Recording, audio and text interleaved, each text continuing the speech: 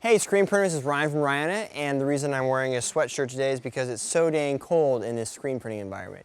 Just kidding. We're actually going to show you how to print it. And I'm actually wearing a shirt printed by the Merch Kitchen. They gave me this shirt from an Instagram post, so thank you guys. Awesome print, nice and soft. But today we're going to talk about screen printing on sweatshirts. So we're actually going to be using two different types of inks to do that. We're going to be doing a side-by-side comparison.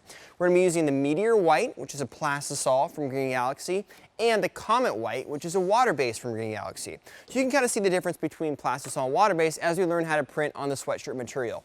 Now, black hoodies, very, very common print in screen printing. Also very hard print to do in screen printing because of the thickness and the fibrillation that happens during the screen printing process. So let's jump on press and show you how to print it. Let's start by putting the shirt on the platen, or the hoodie on the platen. So we're not going to use our traditional spray mist. We are going to use a web mist. This is an aerosol product. And basically, as you see it come out of the cam there, it's kind of like silly string, but it really allows us to get into that fleece material. We're going to be printing on the back of this sweatshirt, not the front, because it is a zipper. So I'm going to align this for the first print right here, and then we'll do the second print directly underneath that. So once we're aligned, we're going to make sure that's nice and flat.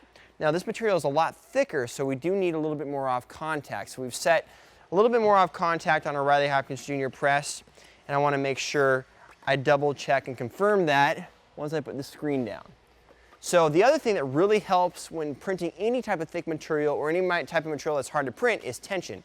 So if you notice, we're not using a standard screen here. We're using one of Ryonet's solid lock screens, which is about 33% stronger or tighter than your normal static frame. So because it's a tighter frame, it's like a tighter trampoline, it's actually going to force that ink onto the shirt a little bit faster. Let's go ahead and apply the ink, and then we'll talk about squeegee pressure and angle. So we're using a generous amount of Comet White there. We're starting out with Comet White because it's going to be easier to clean. We're going to be pulling this, not pushing it. So we're going to load the stencil up like that, real good, make sure we're good. We're using a 125 mesh.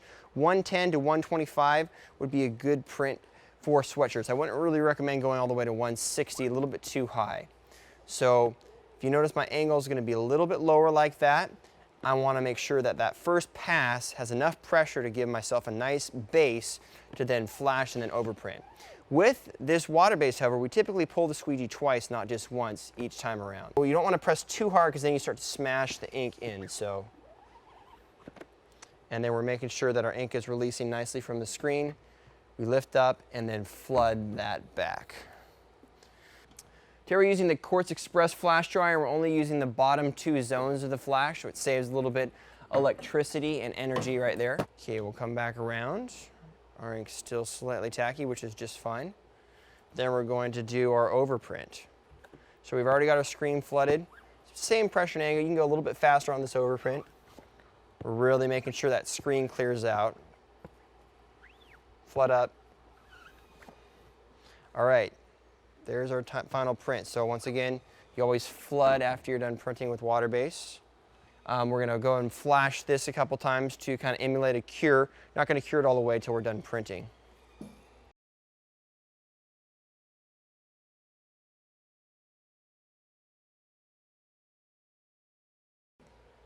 All right, so let's check that out. It's nice and soft, it's smooth. We don't have fibers popping up, so that avoids the fibrillation. 125 mesh, that solid lock screen that really released the ink down. The Comet White did a beautiful job of printing on this sweatshirt.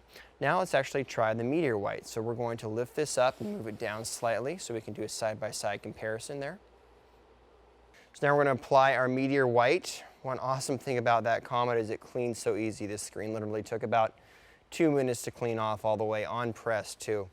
So you don't need as much Plastisol, obviously, as water base. Just put a little dollop on there.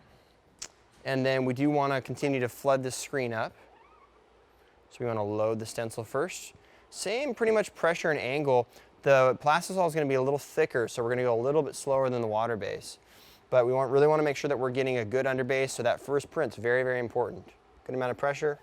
And allow that screen to pop back up so that mesh is completely clear. We can see how it looks after one hit. Not bad at all. We'll take a go at just doing another print wet. Mesh is releasing very nicely. So then we'll flash that.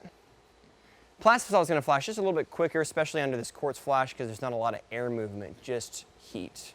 So now we'll make sure we're flashed all the way. So we're good there. Just a little tacky. And then one overprint, we should be good to go. Speed things up a little bit. Once again, we're making sure that we're released all the way.